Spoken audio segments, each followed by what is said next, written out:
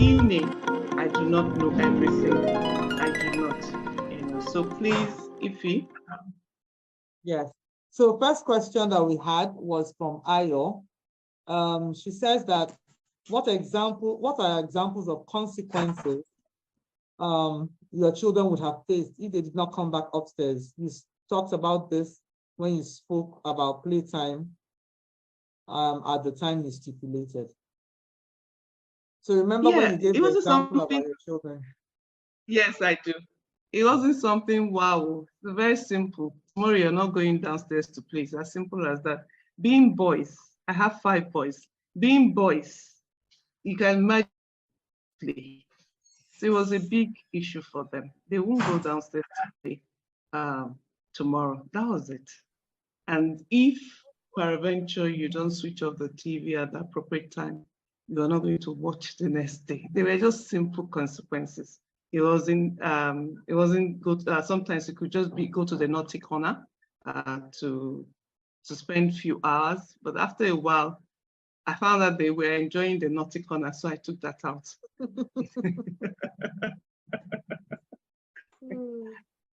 So we need to keep learning and unlearning. If you try something, it doesn't work, you try something else. Yes. I guess what you're saying here is that the consequences should match the crime as well as the child. That's what I'm hearing from you. Yes. Okay, I don't know if that was suitable for you. If you feel you need other comments, please put it in the chat. Calista asked, how do you take care of a child with a very bold personality? Yes, I'm listening very carefully because this one too, I need it.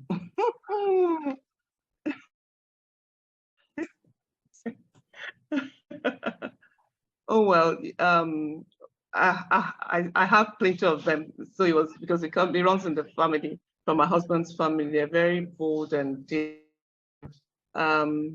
you need to channel. Sometimes being bold may be negative. So you need to channel that boldness into positivity. You let the child understand that, yes, you may be bold. There are certain things that don't have to be said, and so, and you can say those things with your friends, so not with adults, so we juggle around that boldness, where it should be and where it shouldn't be, understanding that you don't talk to your elders this way. There's a certain way to greet. You cannot say hi to your parents' friends. You need to greet properly. Good afternoon, ma. Good afternoon, sir. If your friends, you can say hi to them. If you can ask questions, let me take, for instance, yesterday a child was being pranked, and the child, being a very bold child, was able to say, I think you are pranking me, So sometimes we need to understand the children, the circumstances at the time that bold and character came, and then you address it that way. We do it a lot. Sorry, good morning. Somebody even on Friday you did it. Good morning. Good morning. You say that to your mates, not to can you tell grandma good morning? Laura, please, can you mute? I'm so sorry, please. I'm so sorry. I was just correcting. I was just correcting a baby here. I'm sorry. It's all right. Okay. She was repeating what I said to the child because I could hear her loud and clear. Yes. Yes, I like our parents here, very proactive. As we are saying it, they are doing it immediately. So another question, I hope, Calista, that this was addressed. What I understood Madam Chinelo to say is there's a time and place for boldness. We shouldn't necessarily kill the boldness, but we should appropriate it, give them the opportunity to express themselves, but at the same time, it has to be done respectfully and in the proper place. Amaka asked, how do you make your children listen and obey you without having to shout? It didn't just come at once, my dear. Open your ears very carefully. It didn't come at once, my dear. I didn't do it alone. I did it with the help of my husband.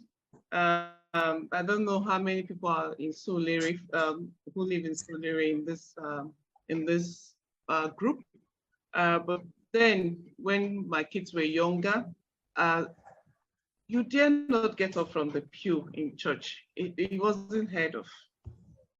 You cannot get up from the pew, not we, because what we did was that before we leave for church, you take some sort of beverage. The children eat before going to mass. That's if they are not communicants. Then communicants are those who go for Holy Communion. So these are things, measures we took. So the child will go to church. It was very difficult for you to, if you have to get up from the pew, it's really, really that you want to go and wee. If you have found out that you didn't wee, but you just wanted to stretch out your leg, like I said, I didn't do it alone. I did it with the help of my husband. When a man looks straight into the eyes of the children and say no, they understand the message that when mother says no, mother can, by the way, fall off and then allow the child to go have his or her way. So I didn't do it alone. I did it with the help of my husband, who was firm in saying no to the children. And that brings me to some aspect that you should be able to say no to your children no matter what. Okay, so I didn't do it alone. Just it's a gradual thing. The children will learn, and after a time they'll fit in, and you see them on their own. They're not going to get up to go and wee. They're not going to do this. And once they know that, and I had a boss then who has 12 children at that time. She told me that once you start raising your voice well and above, high and above that of your children, the kids have won the argument. So that stuck in my head. Why would I allow my child to win an argument? Why will I allow my child to have the day, And then there's this quote that I saw: why lose your temper if at the end of the day you displease you annoy everybody and annoy yourself, and you get sick, and eventually you need to find back your temper. Of what use has it been? So all these were the things that helped me, that shaped how I handle some of the situations that were under control. So I hope I'm answering your questions, please. These are personal experiences. They may not work for you, or they may, okay?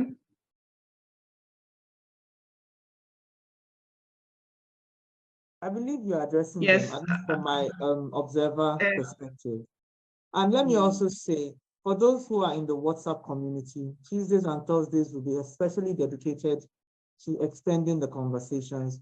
Other days you can ask questions and we can attend to them, but to have the formal conversation on WhatsApp where you can go back and you can bring up specifics and we can address specifics in line with this topic: who exactly is a parent? I see some questions being asked that would likely be addressed in our other subsequent topics.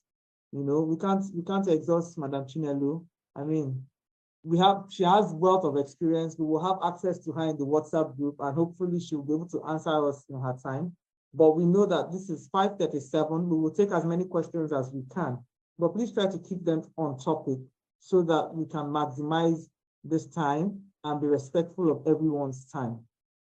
So the next question is, how often do we allow, this is from Marian, how often do we allow the child to have her way, considering the ripple effect is back on us parents emotionally and financially?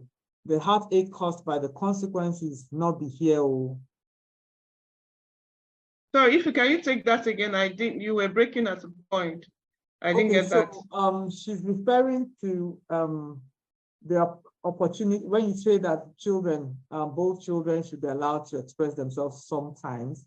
And her question was, how often do we allow the child to have her way, considering the ripple effect is back on us parents emotionally and financially? The heartache caused by the consequences no be here. Oh, well, see, like I said, everything that you do, just put it in the hands of God. Sometimes it's difficult, I must tell you. It's actually difficult. Um, it's difficult, I must say, absolutely difficult. You can imagine when you have sent a child to school and the child says he's not going to school anymore. What do you do? Even if you want to enforce, you must finish that degree. You're doing it on your own. The child will go back to school, but will never attend lectures. So what do you do? So it's at this point that you need to unlearn. You need to unlearn and find out, why is this child not eager to finish up his degree? Are there other factors militating against this? So you need to unlearn, because you remember the preacher parent who wants to be perfect at all times, who cares about what people have to say about her and her family, or his or her family. So this is something you need to understand, unlearn, and find out why. Yes, it could be difficult. If I refer you to the story of the prodigal child, it was an expensive venture. The father has given him everything that he needed to get his paternity, his patronymy. He has taken everything and squandered it, and yet came back and was given a befitting welcome. It is the grace of God. But if you dwell on the fact that this child has squandered his life away, you are the one who will suffer. The child has moved on. The child has moved on. You are the one suffering. And that's why you need to be the hero parent, because it takes a lot of heroism to get to that. Can you imagine if one day your daughter, I have a friend whose daughter is schooling abroad. One day, out of the two parents, she knows the father is the one who will be calmer to receive this news. So she called her father and says, I am pregnant. And father said, okay, what do you want us to do? What do you want us to do? How do you want us to help you? It was a matter of, it wasn't a matter of, you got pregnant after all that I have taught you. You were brought up, we went to the best schools, you went to a faith-based school, you did this, you did that, you that. No, the question, when the father was sharing this with me, I was like, oh my goodness. He said, how do you want us to help you? And he said, Daddy, I don't know, but I'm sorry. So the father went back to the mother and said, look, Kasala don't bust, but we need to help this girl. What do we do? So when it was time, 2 months before she had her baby, the mother had to go there, be with her because she's in school. She has to go to school, be with her. So the question I kept asking myself, what if this girl, she's abroad, she can walk into any abortion clinic and remove that baby. But because she's been brought up in a godly manner, she knows that abortion is not an option. Therefore, she called her father and said, this has happened. She could have removed it and cleaned her mouth. Nobody would know she chopped and vomited. Simple. So that does it. It's not easy, but it's doable. That's all I can tell you. It's not easy, but it's doable. Yeah. Sorry, let me just add something to this. As parents, right, one of the things is that when situations arise, we tend to forget that the first thing to do is ask God for guidance. Because you see, there are situations that are there specifically as a learning curve for both you, the parent, and the child. Someone put in the comments that some mistakes are very good learning opportunities. Just like Madam Chinelo said, that girl could have just, taken out that baby and nothing would have happened. Nobody would have said anything. Nobody would know. But as a testament to the efforts that the parents have put in her, she confessed what happened. They are children, they are human beings. We all make mistakes. Most of us, our mistakes, if we had social media in our time, our mistakes would be there for the whole world to see. But we were blessed not to have been born in that time. And so we cover our mistakes and we pretend like everything is all well and good. Human beings will make mistakes. We are fallible. We are not infallible. As parents, we should show mercy and kindness. Yes, we will set the boundaries with firmness. We will implement the consequences with empathy and kindness.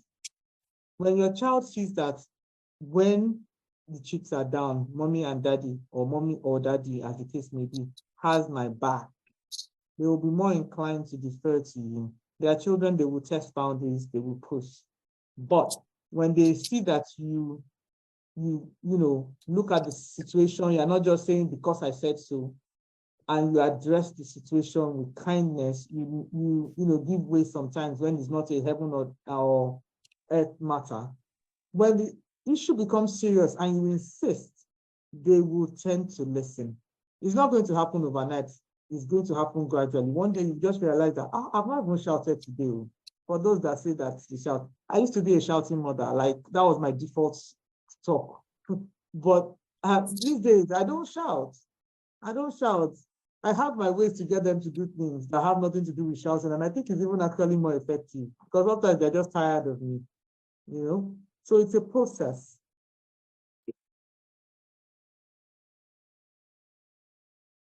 Okay, next question. We have plenty of questions. So ladies, are we all here for these questions? Or do we want to leave those who want to hear questions and permit those who want to go? It's your choice. I know some people will want to learn from the questions, but I think given that it's 5:45, we may also officially close this session and then leave room for those who want to stay on so that we can learn more. Is that a good compromise?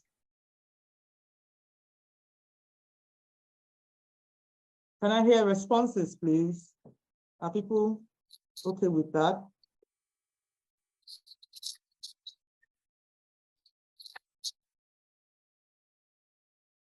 Okay, great. So thank you, Mrs. Chinelo. Your wealth of experience and wisdom was very evident, and I'm sure we all really learned a lot. Please, people, show us love on social media, screenshots, tell us what you've been doing, and tag your post with GPS 2023. If you really enjoyed this session, then please come back again next week, same time. Invite your friends, invite your family members, other parents in your school, because remember, their children form part of your children's community. So if we as parents form a community of wholesomeness and godliness, our children will have a community of wholesomeness and godliness, and we will all benefit. So bring as many people as possible. We are here for them. If you have any challenges, please reach out to me personally or mention it in the WhatsApp group. We will take care of it. So we're officially closed for the day, but we'll keep answering the questions as we go on. Thank you, everyone. So next question. Today is today. Someone says, sorry, I'm just trying to, because I've taken note of many of them. Amaka says, how do you get your children to enjoy prayer?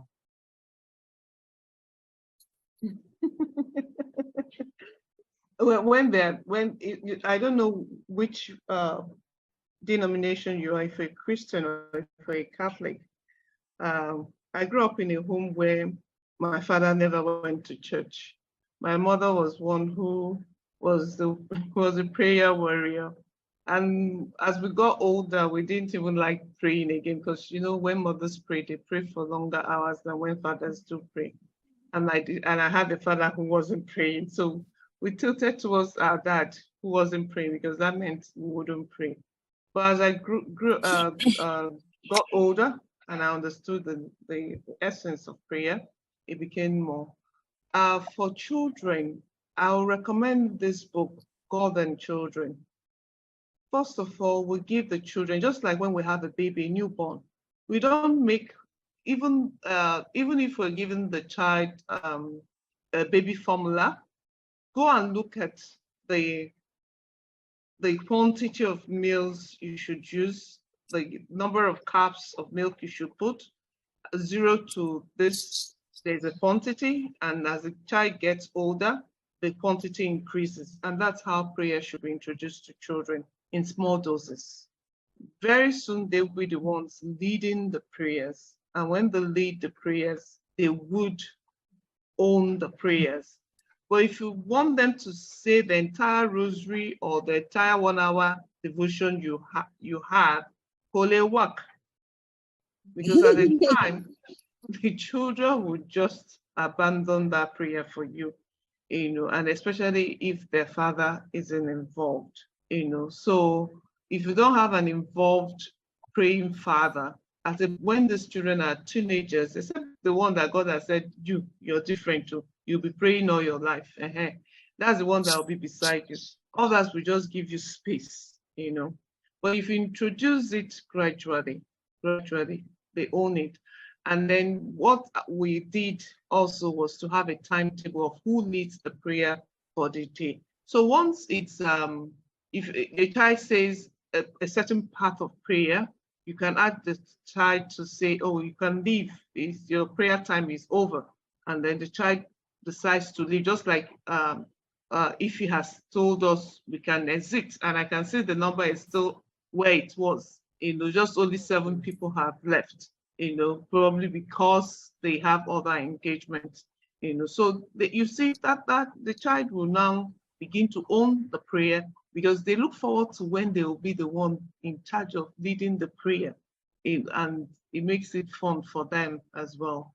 They get the books ready, they get whatever you could need to use for prayer. They do get that, and eventually they own the prayers in small doses. Please don't force the children to spend lengthy hours. You say a decade, a certain part of the prayer, let them go. You as an adult who can withstand longer period of prayer can continue. And remember that for those, sorry if I keep on, because you have to use my own faith to make give examples. Pope John Paul II, who is now a saint, how did he get his vocation? Because he saw his father praying. We never heard him say his father made him to pray. He saw his father praying. So the kids also need to see us sincerely pray and make prayer very, very attractive. But when we make prayer as a chore, they will run away.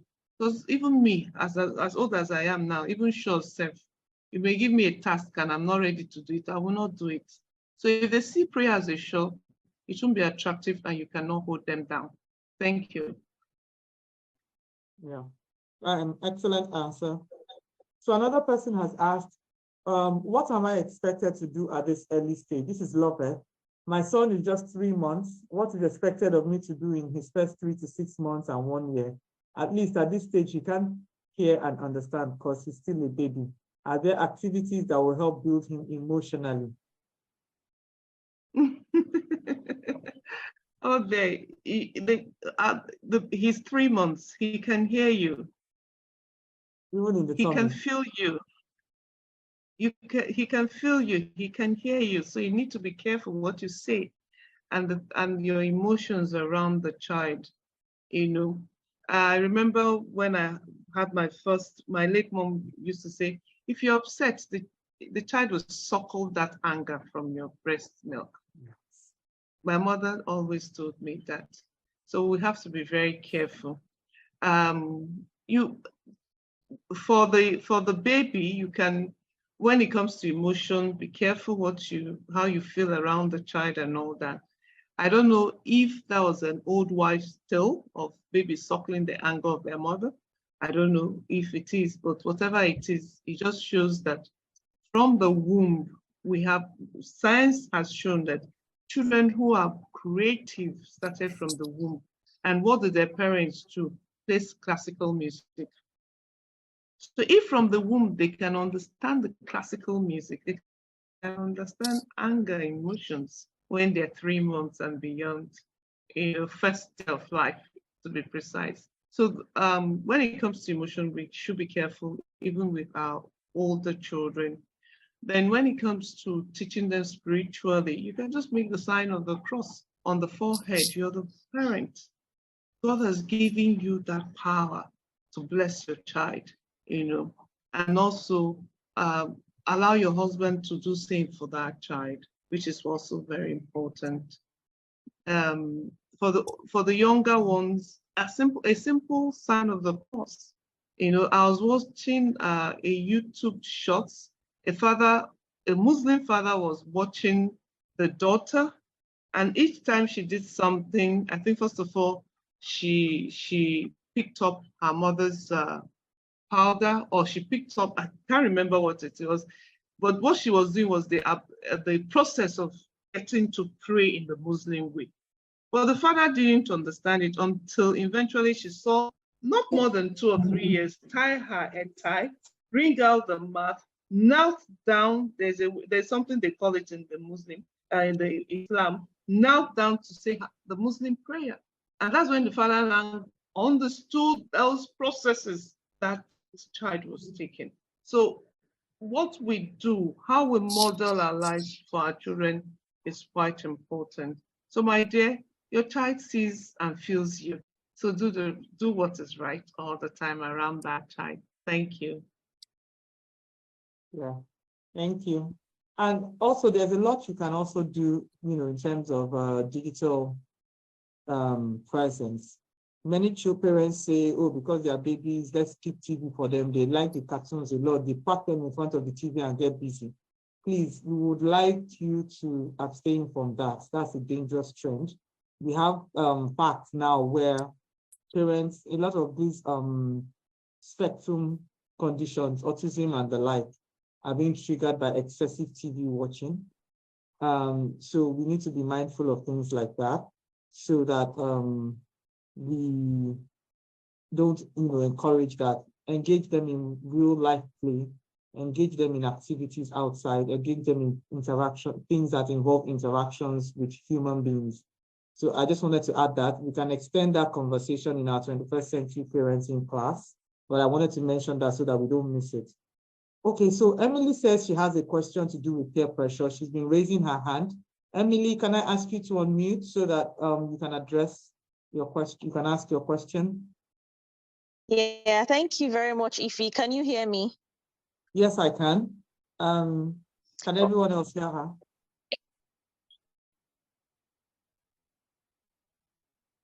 Yes, I can hear her. Okay, great. Yes, we can hear her.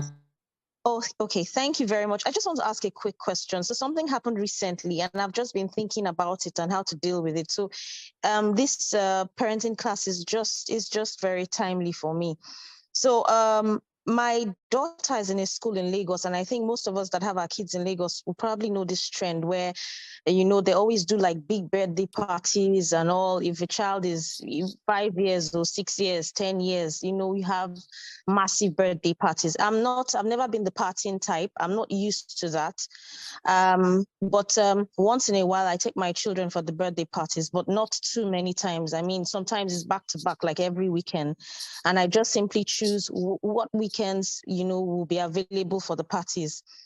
And now recently my daughter came from school. A mother distributed birthday, invitation cards in class. And it just happened that my daughter was the only person that did not get an invitation card. And according to her son, she said, you don't attend birthday parties now. And of course, it made my daughter feel really bad. She came home, she cried to me. And then I tried to explain to her that you are a different child. You are not like everybody else. So just because you don't go for all the parties doesn't make you a bad person. Mommy and daddy are trying to do the very best for you. You're not in school to go for parties. You're in school to learn, but it really hurt me as a mother. And I just felt like, can I bring that to this forum and just find out how else I can deal with this? Because this May, for instance, almost every weekend, there is a party. Even the public holiday, there is a party. Like, I cannot deal with taking my child every weekend for parties. Like, that is what our lives are about. How do you deal with that sort of situation? Emily, welcome to Reality Zone. Yes, so I call it a reality zone because this, can you, Brenda wants to answer this, but before Brenda goes ahead, I just want to say that you're doing the right thing. You're teaching your child to choose what is more important. Because if this child continues the trend of going to party every day, every weekend, the child will think that is the norm. You teach the child to choose what is right. So this, I know Brenda has something to say, so she can go ahead, but I want to congratulate you for standing firm.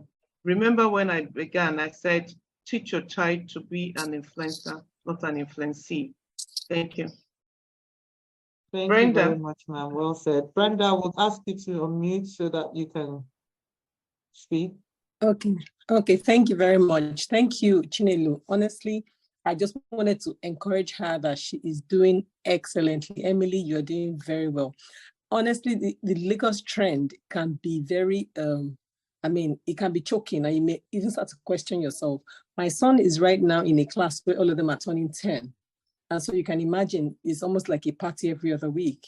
And we have a rule in our house that if you're invited for a party, I must get a message, either an invitation card or a call from the mother or a text. You cannot just tell me just verbally that I've been invited for a party and you'll go. So you know how these children can be. Sometimes they'll say, oh, we're having a party at Upbeat. And you just tell me. Of course, my son is not going. I'm like, if I don't hear from the mother, he knows my number by heart. So you can give his friend to call, to get mother to call me. If I don't get the call, I don't get the text, I don't get a message from the teacher, you're going nowhere. So it has happened a number of times, and he would cry and I'll say, look, this is the rule in the house and that is what it is. So he has learned. The other day he told me, oh, somebody had a very fantastic birthday in a co-hotel, 10-year-old birthday, they're going to a co-hotel. I mean, you can imagine what's going on in this Lagos. Now they say, oh, there's a 10-year-old birthday in the co-hotel. Mommy, I was not invited. I said, well, it is what it is. If you are not invited, no problem. We go out somewhere else. You know, you just need to continue to encourage your child, right? And they told him the same reason, because you don't come for the other parties we called you for. And I told him our rule is simple. I mean, I've had in the older sisters before, when they would tell me they had a party, you know, I would listen to them, I'll carry them out. I'll call the mother if I had a number, because some of us are on WhatsApp group, and they will say, there's no party, I don't mind these children. So, you know, children can be funny, you know, they can say all kinds. So I don't just do it. And so my children have learned that this is what it is, this is the rule. And as a mother, you set the rules. And I tell my children, if you say this person is doing this, I'll say, what is your own name? Is your name that person's name? No, end of story. You know, that's where the matter ends. So you have to just be sure that this is what you have. I mean, be sure of your values in your house and communicate them to your child. Your child will be fine. She'll be okay. In fact, buy her something nice. Take her out that date. Go to cinema or go to Upbeat for the day and everything. Tell her to clean her eyes. You know, they'll all be fine. They're just children. By next time, this will not even matter anymore. So please, I'm just encouraging you that you're doing very well, and, you know, keep it up with your child. God bless you. Thank you so much, Brenda. Let me also add to the encouragement, because you see, whatever seed you're sowing now, you will reap, especially when they become teenagers. I have 4 of them. I have 2 teenagers, 1 twin, and 2 twins now. That was before pre-teenage. And it has been just like Brenda, my rule is also standing, which is, if your parents, your mom or your dad must talk to myself or the dad. There's no passing message to any child. Any child that says they have a party, the response is, please tell your mother or your father to call myself or the dad. And until we establish connection and we agree, we will not be going anywhere. The other thing is, for my kids, as a family, and my husband and I make it a point of duty to know our children's core friends. I mean, your children cannot be friends with everybody, no matter what state. They will play with everybody, but you as a parent, you would know their core friends. So what we do is we go out of our way to know the parents of our children's core friends. If we see that their values align, they become family friends. So there's no way that a family friend is having a party and they're not getting in touch with us directly. There's no way. And when they do, there's no way we will not attend. So when we say no to our children, they understand. And I'll use an example that happened with my daughter last month. In this Japa season, my children are having to face the reality that at least once a month, somebody is leaving the class. And there was one of her friends in class, or her classmates, because I won't say it's her friend, and I will tell you why as we go along. And she was leaving, and some of the other classmates were organizing a get-together at Pavarotti's without adult supervision. So she didn't bother to tell me about it. But one day she just casually mentioned that this person is leaving, but I didn't tell you because I knew you won't allow me to go. And I said, why? Why do you say so? He said, well, because there were no adults there, or there was no plan for adults to be there. And I know that the rule is that you can't attend any function that there's no adult. I said, good.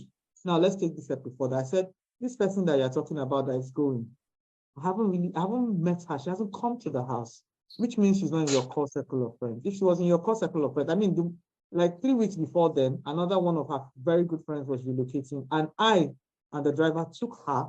And I stayed, in fact, the journey was so long, we were in so much traffic. When I got to the mother's house, I said, see, well, I'm very tired. She said, don't worry, I'm packing. Don't worry yourself. You want to lie down a bit. She opened her bedroom, gave me room, fed me in the room. I slept. That's how we established rapport with our children. I mean, my daughter is in year 10, that's SS1. We've known this family for 4 years, closely.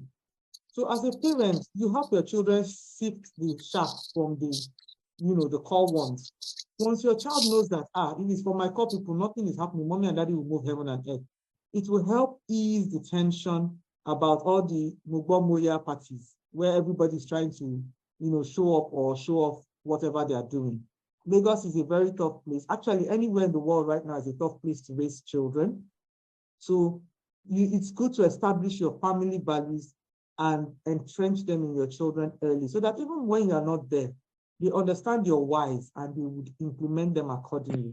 So yes, Emily, as you can see, you're in a very good group. We're all supporting you. Don't let anybody intimidate your child. Set your values, explain it to your child, and they will grow to live with it and even get comfortable with it. So next question is from Calista. How do you cope with children of different ages, 28, 20, 19, graduates and undergraduates, teens, 14, and lastly, 8 years or more? This is a serious one. Auntie Chinelo, I think you're the one that will handle this one. I have no experience whatsoever in this age bracket. Can you repeat that question again? I only heard the ages. I didn't know what came. Then how do you cope with children of different ages? So the ages are 28, 20, 19, 14, and 8 years under your care. How do you deal with them with respect to mentorship, guiding, and amidst this social media era? It's a tough one, especially when the 28. I recently banned my daughter from using her phone. It sounded easy because her phone was in my room. Then our older ones were giving her their phones for her to use. So what do you do? So I had to call a meeting to say, your sister has done something, and the consequences of doing this is to withhold her phone for a period of time, and you people are violating that rule. So they said they didn't know, because usually when something happens, I take you to the room and admonish you and give you the consequences. So they said they didn't know that I didn't carry them along. Therefore, that's why they were wondering what happened to her phone. They thought she didn't have data, and since they were working or doing something else and didn't need their phone, she had access to it. So you can imagine how smart this girl is. It's okay, you've taken my phone. My brothers are there to give them to me, to give me a phone to use. So when we do this, we need to carry the family along.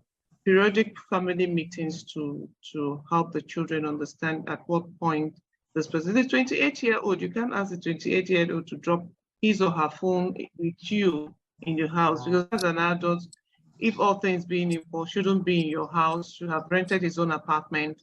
If he's a girl, okay, it's understandable she's still at home, but if he's a guy, he needs to start thinking of leaving home and doing something.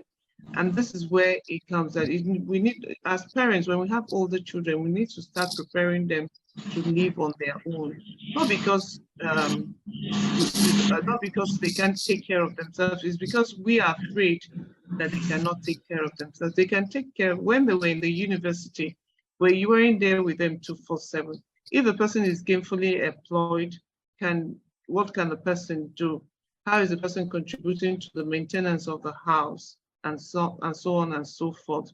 So for everything that happens, you need to have a meeting to carry everyone along. But please do not admonish anybody in the presence of others. it negates that mentorship that you're looking for. Take the person to your room. If daddy needs to be involved, involve the daddy. I know children don't like their daddies being involved, especially when they have done something bad. They just want the mother to bear all the pains of that bad behavior. But if it's the one that daddy needs to know, you'd have to let the daddy know and then tell him how he should handle it. So please, I have 3 generations in my house. 2 have graduated, 2 are in the university, 2 are in secondary school. So when you're giving, if there's a need to address an issue, probably a bad behavior or a bad, something that is unbecoming with a particular person, you address it with the person first. And if there's a punishment, you need to tell the people, the other members of the family that something has happened and this is what is going to come out of it.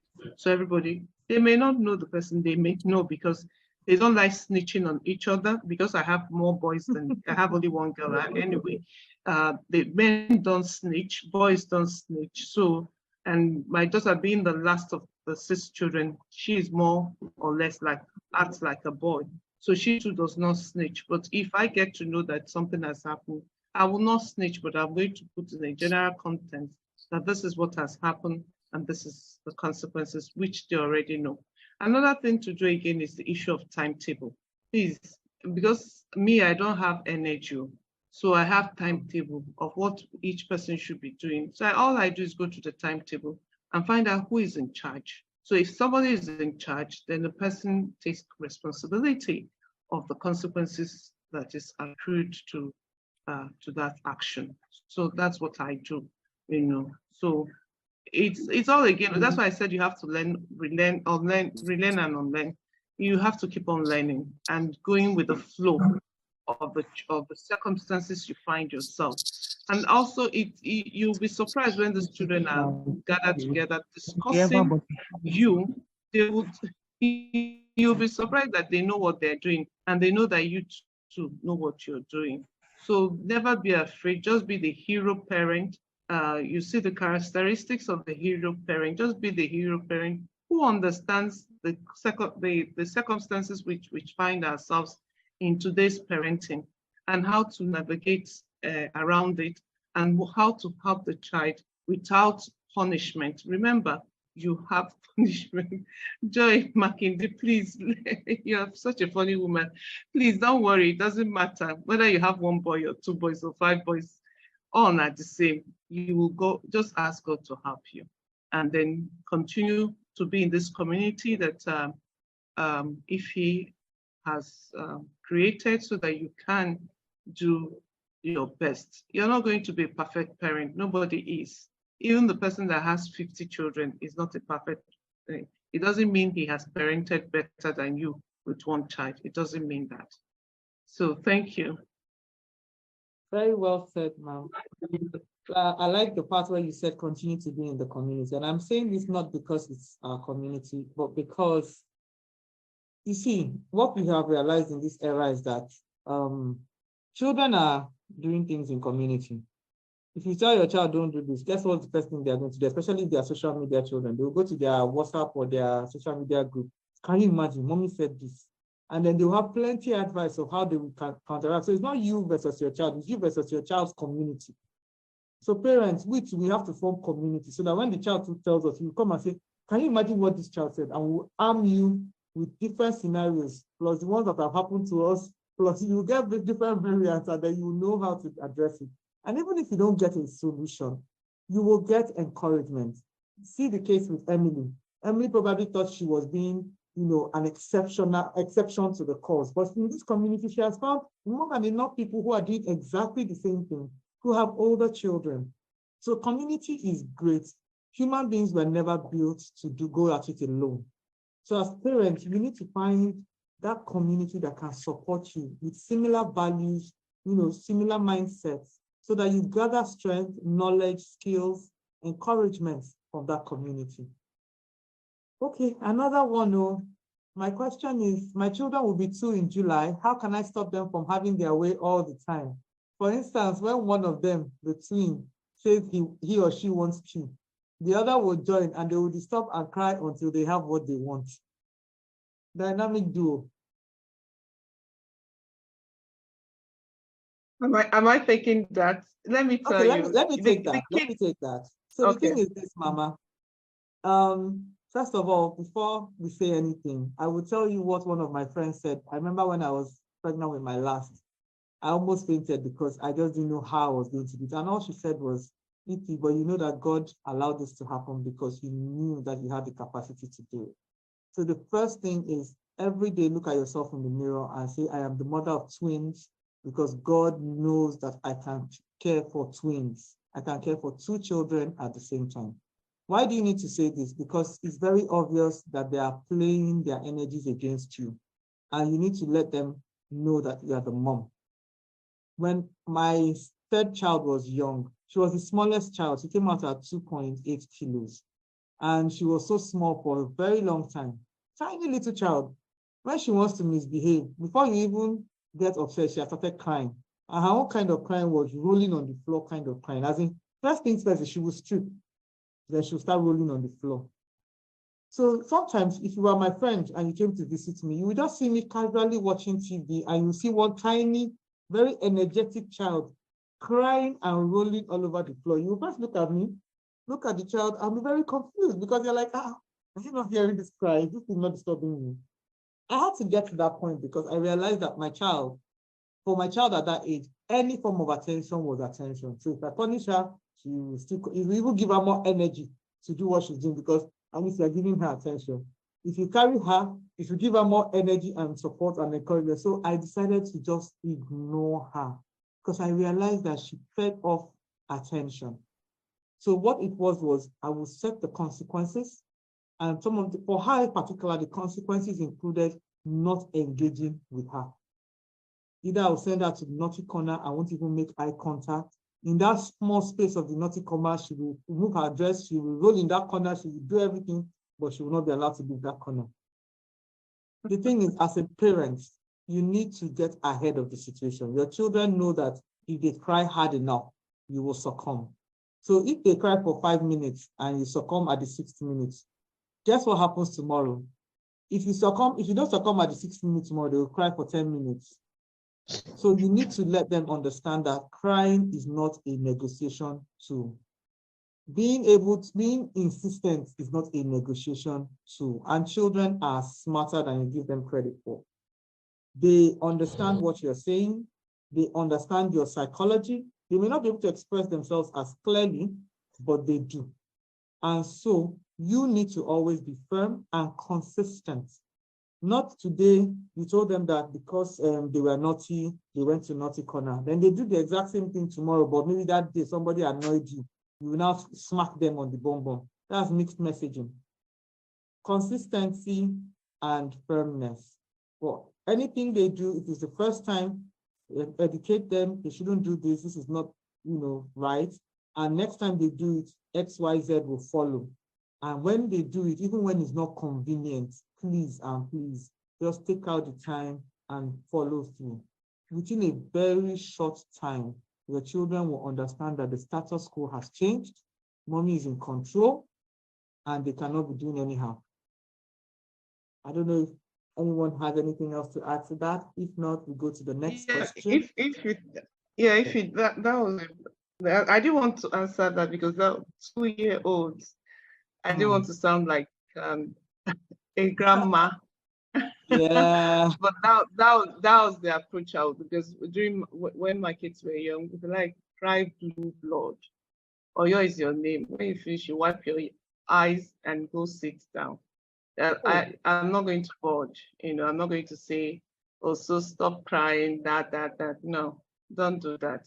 Because once you do, they manipulate you, and they have you at their fingertips and do whatever they want, and you keep on dancing to their tune. So. And you become the sponsor parent. You do everything money can give. Be the hero. Take the backlashes. Do whatever it is that is right, and don't care how people perceive you, and do what is right. That's all.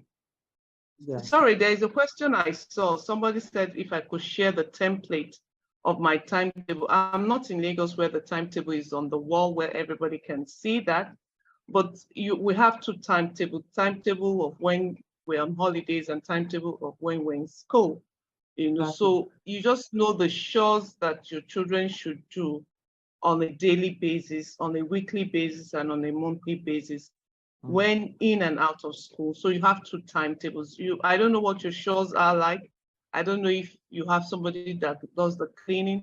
But one thing I know for sure is that once the children are, if you have younger children, after they finish playing with their toys, let them pick up their toys themselves. And when they eat, let them pick up their plates and take it to the kitchen. If they can wash plates at that time, let them start to wash plates. So these are little shows. Begin to study your family, begin to study your children, and then begin to draw your timetable. Because what my timetable now is timetable of older children, not younger ones, but I'll still share when I get to Lagos. Thank you very much. So for those of you in the WhatsApp community, you already see that with the benefit of WhatsApp community, we have expanded and extended learning. And I will say that in as much as your children, ma'am, are older, even for my home, we run on timetables. Many of my close friends knows that everything in my house runs on a schedule. So, and yes, you have different timetables for holiday versus timetables for school time. So children thrive on consistency. They thrive on regime. Sorry, please, who is this? Could you? Okay.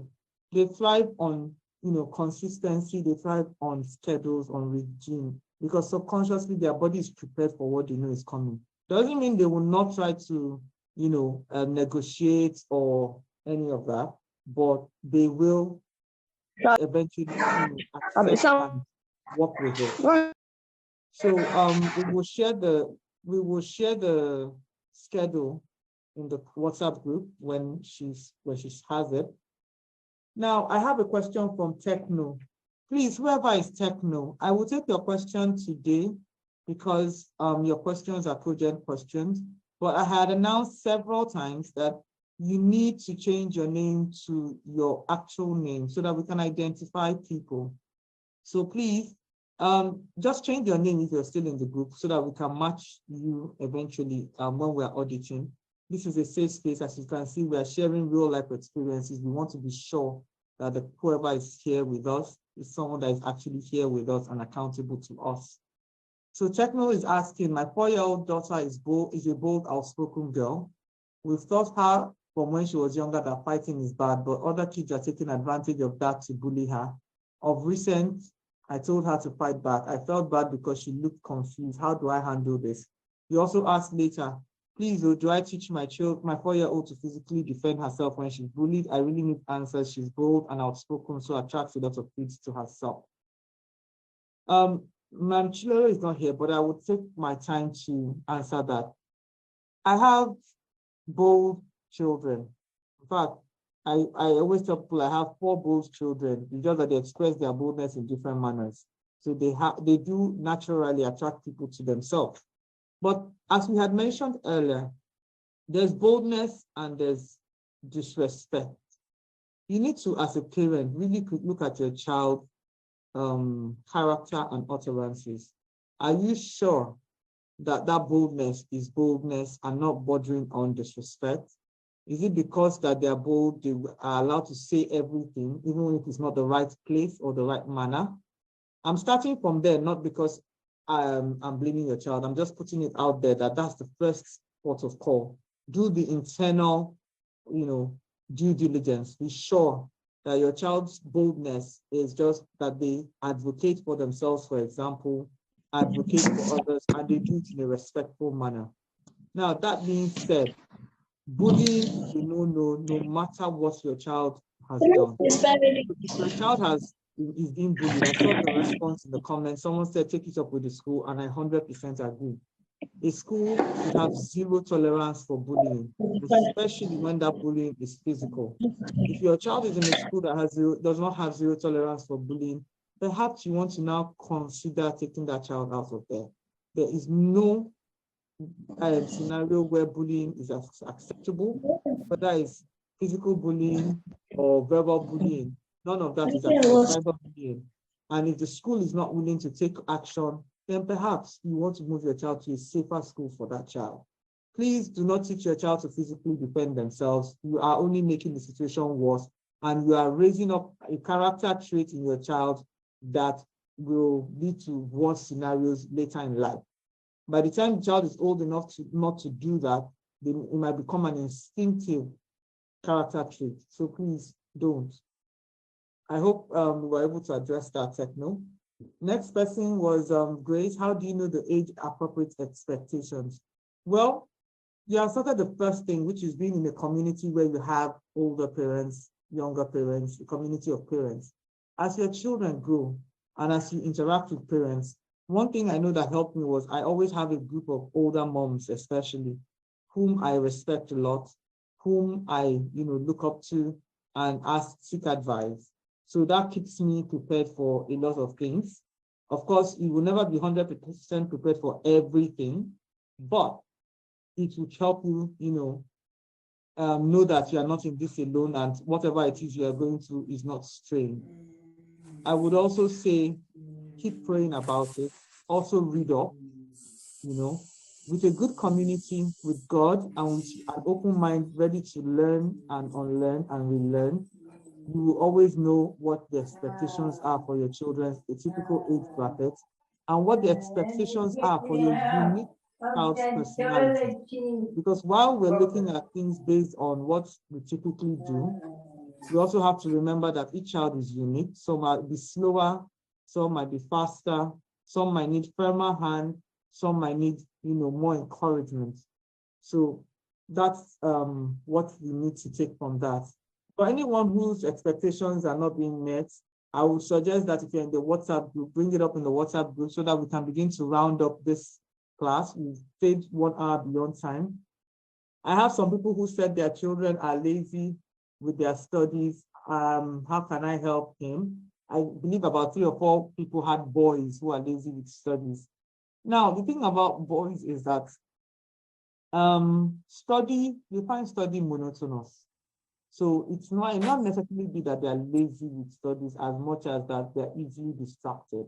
So when you say go and study, they are looking for all the reasons why they should not study. Don't worry, I have my own. We keep at it every day in, day out. We keep, applying all the things that we've agreed on. So what has worked for me is work in progress, but we're seeing some progress. Is that for my children, once you finish primary 6, the first thing I do with my children is you write your CV. Oh, yes, you have to write your CV. Because for them, I've always drummed it into their ears that you are setting your permanent record. You can't change those grades once you've earned them. So that act of writing a CV after primary school reinforces that, because they look at it on paper, it's there in black and white, you can't change anything. And then we go into secondary school with the zeal to do better, write a better story.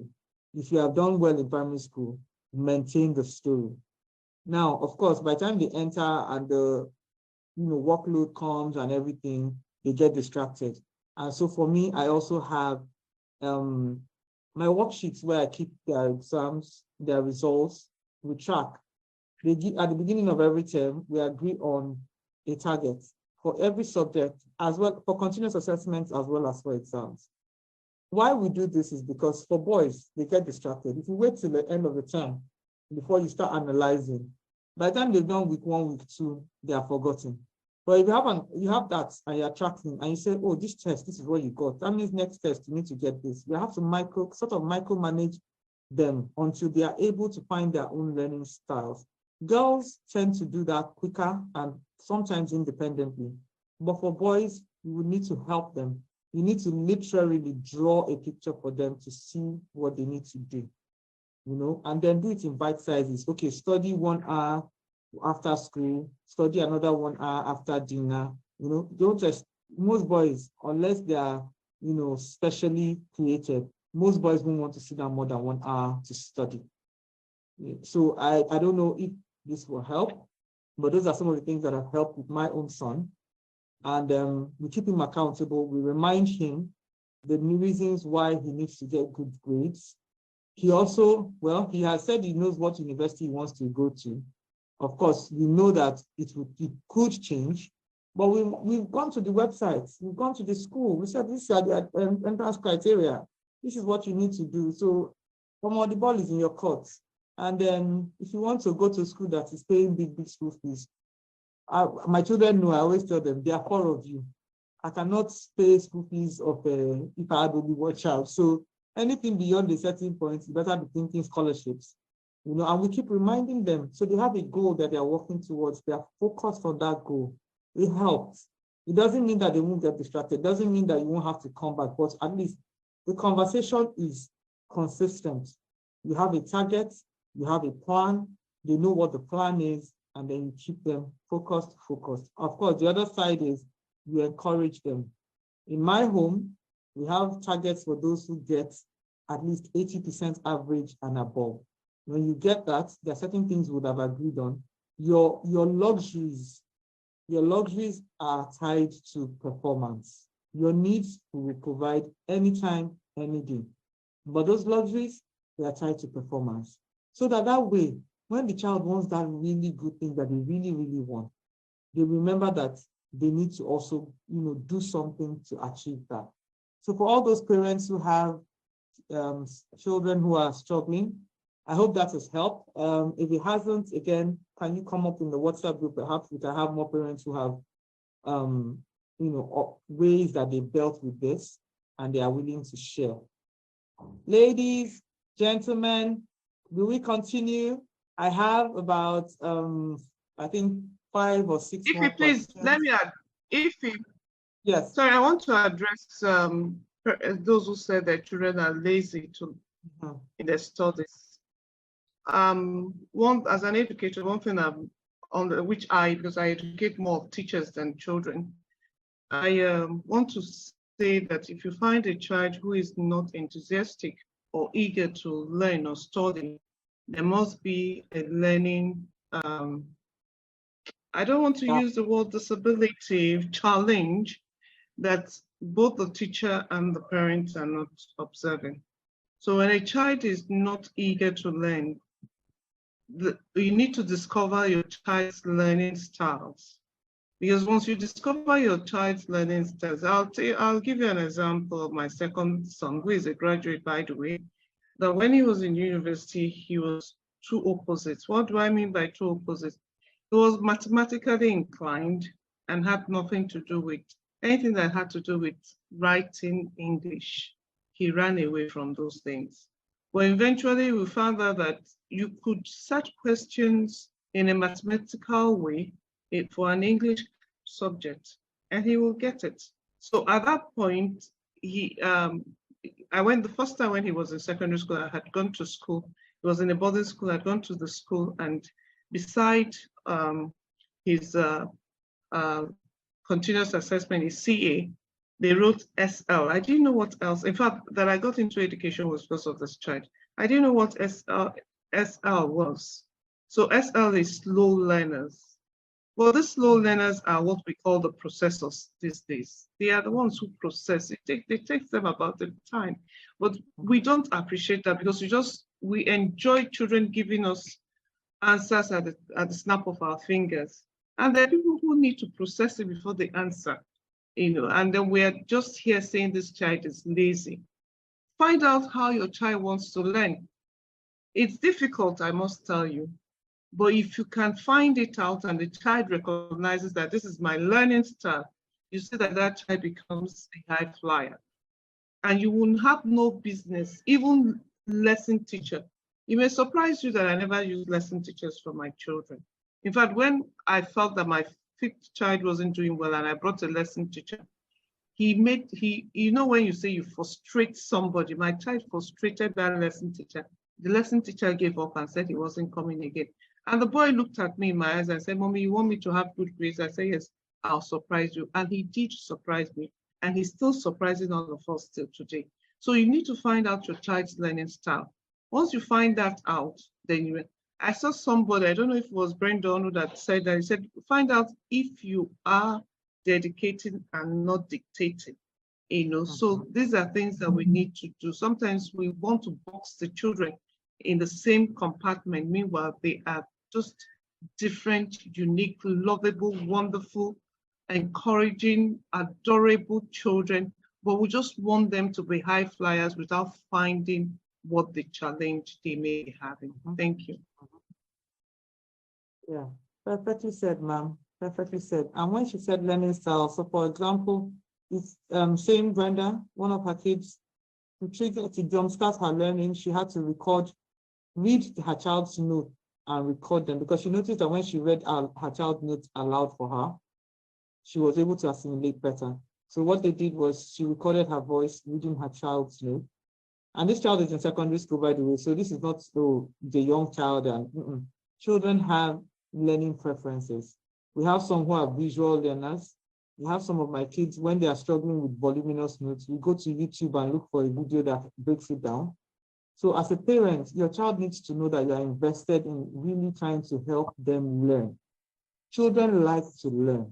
That's a default. Like Ms. Chinelo said, many who don't like to learn, there's usually a challenge, but they like to learn. The thing is, you need to help your child unbox their learning style. And like I tell my children every day, there are two most important things you will get out of academic learning, even more important than the physics, science, accounts, economics. How to source knowledge and learning how you learn. Because once you are able to do that, then you can rinse and repeat when you're an adult. In any situation you find yourself, you can source the knowledge and you know how you can assimilate it. That gives you an edge above any other person. So as parents, your primary duty for your child, far and above the A's, and when I say far and above the A's, I'm not saying the A's are not important, but if you can unlock that learning, you realize that they would likely even get those grades easier in quote, So look at your children, study individually, try to see what makes them excited, and then try to help them translate that into their learning so that they can love to learn for learning's sake, not because they have grades to pass because the point of schooling is to expose you to as much as possible so that at a minimum, you know what, even if you don't know what you want, you will know what you don't want, and then you can start narrowing down to what you want to do in life. If they don't expose you to as much as possible, then there might be things out there that are suited for you that you will never know. So as parents, you need to help your children understand the point of an education so that they are motivated to learn, and then you also help them understand how to learn and how to source that information. So I believe that would help all the parents who have challenges. How can I deal with a child who always screams when talking? Screaming is virtually his talking way. I believe there are some parents too that also said something about shouting. They want to be able to talk to their children without shouting, because I believe it's all in the same conversation. So, ma'am, would you want to take that, or should I?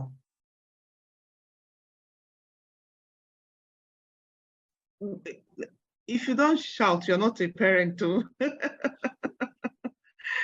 Once in a while, shout. But you need to find out if the child is enjoying the shouting.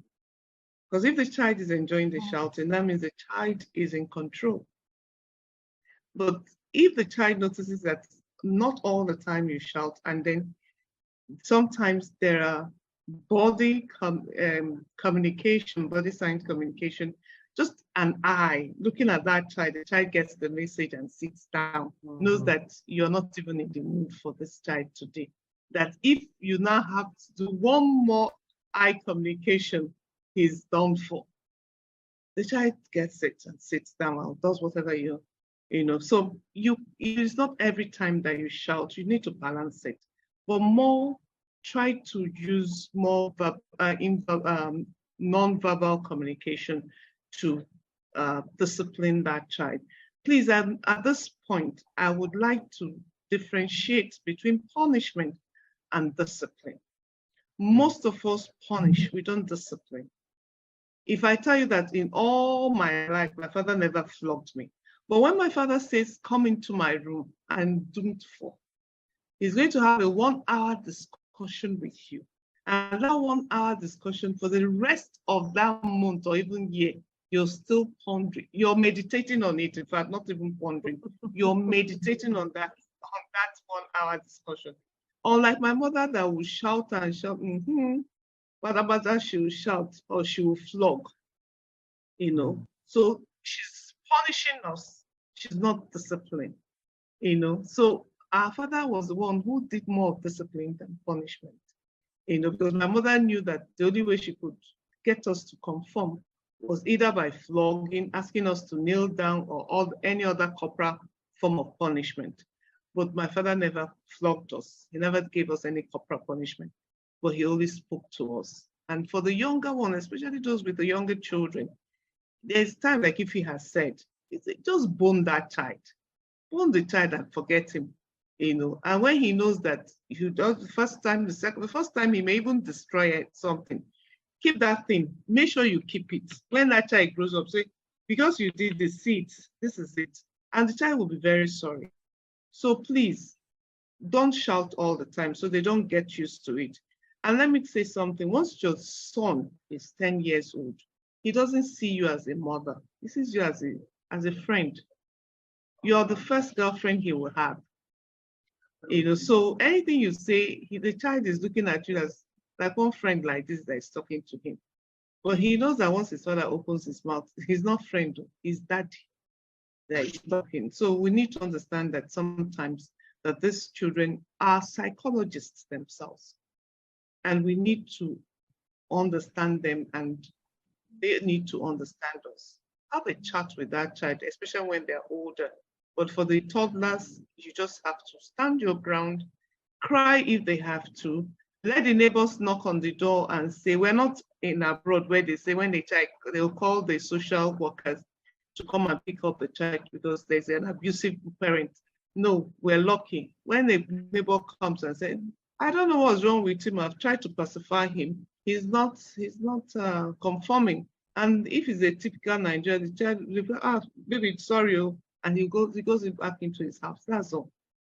So please, let's not pamper these children too much, because at the end of the day, we're the ones who would suffer. Thank you. Thank you very much, ma'am.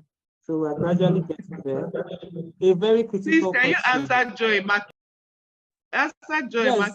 Yes, all the Joy, methods. I have I Joy. punish, I Yes, Joy, I have your question. Don't worry. I'm taking it in order of which they appear. I will get to it, please. So someone says, can you have firm foundations? Can you have good, great morals without firm foundation in Christ?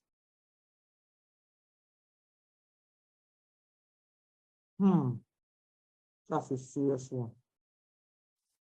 Ma'am? Hello? Okay, she's not here. Let me say what I want to say. It's possible to have good morals, right? Without a firm foundation in Christ. But personally, I feel like when push comes to shove, when the situations become difficult, you know, you will struggle, because there are situations where it's only God's grace that can give you strength. It's only God's grace that can give you strength. We are human beings, we see things from the perspective of human eyes. So only when you call on God for extraordinary grace will you be able to stick with your morals. So you can know it academically, but when it comes to when you are tested, when you are really tested, I feel like it will be a struggle. So the next person, Farida, says, how do I handle my 3-year-old son who's becoming violent in nature, praying to God to preserve his ways to the extent that he raises his hands over his sister, though I beat him whenever he does that? Please, please, please, violence begets violence. Perhaps he's beating his sister because she knows that mommy beats him. So you have to stop that cycle. Obviously, it's not working, so there has to be a change. What are those things that he likes? Perhaps you can use that to motivate him to behave better. What are those things he doesn't like? Perhaps you can use that as a consequence management, as long as it's tied.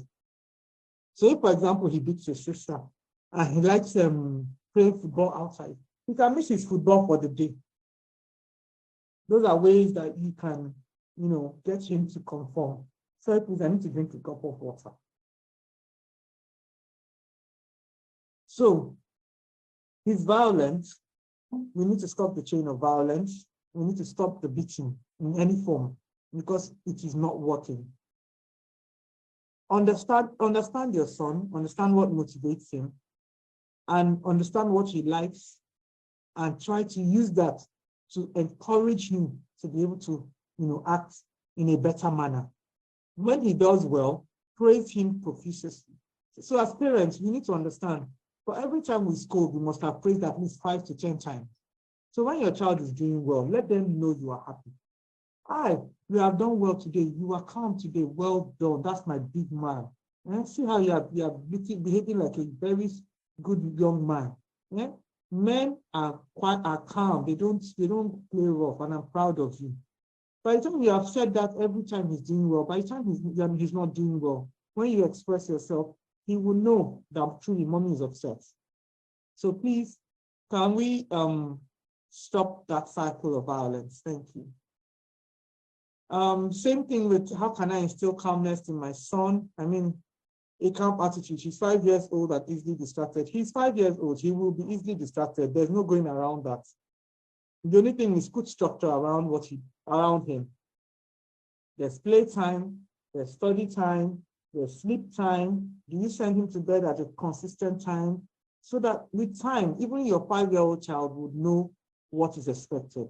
In my home, we run schedules for school activities, schedules for home activities. We have timetables for meals. So even when my children were young, they knew that when they got home, this was what they were expected to do. They knew what meals they were expected to eat.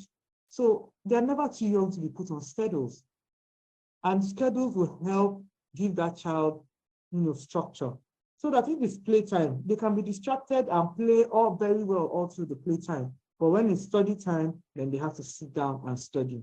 And please, like Ms. Chinelo said, let your children play. Give them ample time to play.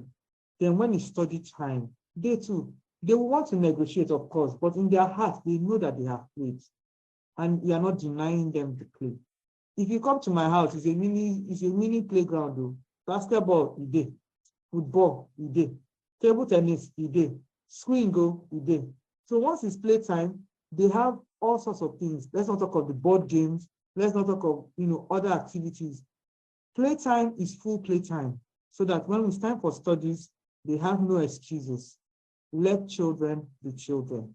5-year-olds will be distracted. Just put some structure so that you can contain the distraction. How can I help? Okay, no, studying. I believe we're getting to joy. The person who wants to help her child love reading, I don't know what age your child is at, but if they are young, start by reading to them. I like the reply that was given. Do you like reading? You have to model all these things. If you don't like reading, then you have to start to learn to like reading. As you are teaching your child to learn to like reading, you need to start learning to like reading, because that is the strongest form of educating your children. Reading is a fantastic hobby, it's a fantastic skill.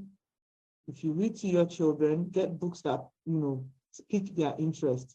Don't go and say because this is the best book in town, therefore my child must read this. Some children are visual learners, maybe comics will be better for them.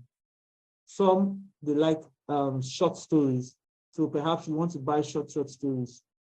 I have been able to intentionally work with each of my 4 children. If you come to my house, it's like a mini library. We negotiate buying of books because my pockets are suffered. If I send it, I have one particular child, if she enters any store with me, I know I'm finished because she must come out with at least 1 or 2 books. It's a process. It takes time, but it also takes consistency. Parents, do you notice how we keep saying consistency, consistency? We can't start something and then because we are tired tomorrow, we stop it. You have to be consistent. The minute that habit has formed and it has been latched, that child will have it for life. Someone said her daughter is an introvert. She doesn't really have a friend in her class. She always feels bad about not relating with them, and they bully her a lot. So another thing I want us parents to learn is not to label our children. Why I say so is that you said your child is an introvert. How sure are you your child is an introvert? What exactly is an introvert? If you see me outside, for example, you would assume I'm an extrovert. But guess what? I can be in my house for 48 hours and not move. Would you then say I'm also an introvert? Perhaps the child has not met people that they can relate with, because even every introvert has a person that is their person. So let's not label that child, because you see, once you label your child an introvert, in your own mind, your child is already in a box and can't be helped. But if you say that your child is specific, your child is particular about the kind of friendships they want, then perhaps you have conversations with that child. Perhaps there's somebody that they admire. Then you can, organize play dates or go to or events where you can meet that child, and your child can meet the child in a more relaxing environment. Please, let's not just, classify our children because society loves, in the society we're living in now, if you have not labeled something, you have not finished. Please, let's stop all these labels. Let's just, attend to our children on a case-by-case basis and whatever we see. To me, my 4-year-old son can't stay 20 minutes without playing games or watching cartoons on the phone. He's doing well in school, but I'm concerned about his vision. So my first question, I'm a digital parenting educator. Your 4-year-old child has no business using a phone, even if it's your own phone. It is not good for their eyes. It is not good for their subconscious pattern, behavioral pattern. So, and I know it's going to be very stressful for you, yes. But trust me, the bigger stress is coming in the future. If a 4-year-old is using a phone at this point in time, as a teenager, you are not going to get that child off the phone. So first things first, phone stops today. For whatever digital device you're going to give them, by the time we get to our 21st century parenting class, you will get options of ways you can monitor those devices, ways you can get them to go off automatically, especially if they are Android, Apple, or Google devices. Please, please engage your 4-year-old child in play outside.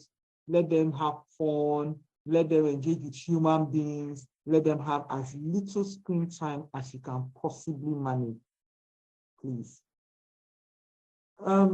Then I believe I have, yes, Joy. When my kids act wrong, I reprimand them, sit them down and talk to them, and I end them telling them a lot of stories, especially about my growing up days. Is this approach okay? Yes. The question is, on the surface, yes, it's okay. The question is it working? Does that mean that the child won't do, I mean, when you tell them these stories and you reprimand them, are you seeing an improvement? I'm not saying they won't do it again, but are you seeing that the frequency is less? Are you seeing that they're trying genuinely to do better? If yes, please keep working. Just keep doing what you do. If it's not working, then perhaps it's time to change tactics a bit. Like we said, we're in a constant state of learning, unlearning, relearning. Each child is different. Each scenario is different. If what you're doing is working and is producing a productive, wholesome child, please, mommy and daddy, continue. If it's not working, except if it's violence or any of those, because it might be giving you results on the surface and might be damaging the child behind the scenes. And then they grow up to be adults with a lot of baggage that they are going to foist upon society and other people. So if it's working for you, yes, please go ahead. Then I have Adobe. My kid acts wrong, I reprimand. No, that's Adobe. Oh, sorry. I believe I answered Adobe's question instead of Joy's question. I use all methods to punish. I discipline, I admonished all together. Joy, I believe that's your question. Well, I would say this, that a method is available or that it solves the problem today does not mean that long-term it will not bring other problems. Please, when we say punish and discipline, there are two different things, like Mrs. Chinelo mentioned. Punishment I prefer the term consequence management. And when you say consequence management, then it gives you perspective, because that means that there must have been an action for there to be a consequence. It also means that you should have told the child that if you do A, X will be done. That's consequence. Consequence cannot be implemented if you had not pre-informed the individual of the consequence. So we need to, as parents, not be reactive. We need to be proactive. If a child does something and it's the first time they are doing it, please restrain yourself. Sit with that child, explain to them why they should not do what they are doing, have a conversation. And if you feel there's a need, then to inform them at that time of the consequence. So that when they now do it again, if they do it again, then you must now implement that consequence. Of course, there are scenarios where, by virtue of your family values, that's already cast in stone, and they contravene the family values. Look at that scenario, look at the circumstances. For example, like that girl who came to tell her father that she was pregnant. I mean, there was a bigger circumstance here, which is that she could have aborted that baby, but she didn't. So there would be consequences, but the more cogent issue at hand is, how do we help you as a child? So I believe I've answered. Okay, one last question. Any tips for mothers with clingy children? One of my 3-year-old twin would not just give me a breather, even in her sleep. Routine, structure, consistency. They will not like it. I would say you should start this during a break, during a holiday, and force it. If they come to your bed in the night, carry them back to their own bed, even if it's 10 times. It will be a difficult time. It will be a difficult transition time, which I tend to recommend for people. If you're on leave, for example, if you're a worker, then you can start this so that you're not, trying to get back to work and all of that. But you just need to be consistent. You need to keep enforcing it. You need to just continue. And with time, you will find that that child is evolving. And the child too will get the message. Mommy doesn't have room for this clinginess anymore. So, you said if he's walking by, he must touch you. He's clingy, more clingy than his sis. Yes, I have a child who enjoys hugging mommy, who enjoys, giving me hugs, walking by me. I know I'm his first girlfriend. I don't even need to be told because he treats me like his girlfriend. But sometimes I get him to say, "You're a young man. I will not do this. This is time for this." Again, structure solves a lot of problems. When your child is supposed to be studying, they're not going to have time to come and be hugging you. You get? Your child is supposed to be doing their chores. They should not come and be hugging you because maybe they're trying to get out of the chores. Let them face the chores. You tell them in a nice, calm manner, go and do A, B, C, D. We know that's what you're supposed to do. When you're done, come and give me a big hug. That way you're putting it in a schedule. Even the hugs and the expressions will not be contained within a schedule. And since he's a young man, I would say please let him be as expressive as you can allow him. As they go older, especially in our society, the society judges male children harshly, doesn't allow them to express themselves. So if you have an expressive male child, please don't kill it. Just contain it, channel it appropriately so that he can grow up to be an expressive young man. And that's a game changer for any male that's an African male, especially. Okay, at this point, we have done 4 minutes to 7. Wonderful, 1.5 hours after. I want to thank the 54 people who have shown stamina and are here. Thank you so much. I believe this is the time to round it off. For those who asked for the Zoom and the WhatsApp link, I believe you all got it. If you didn't, please just kindly indicate in the chat.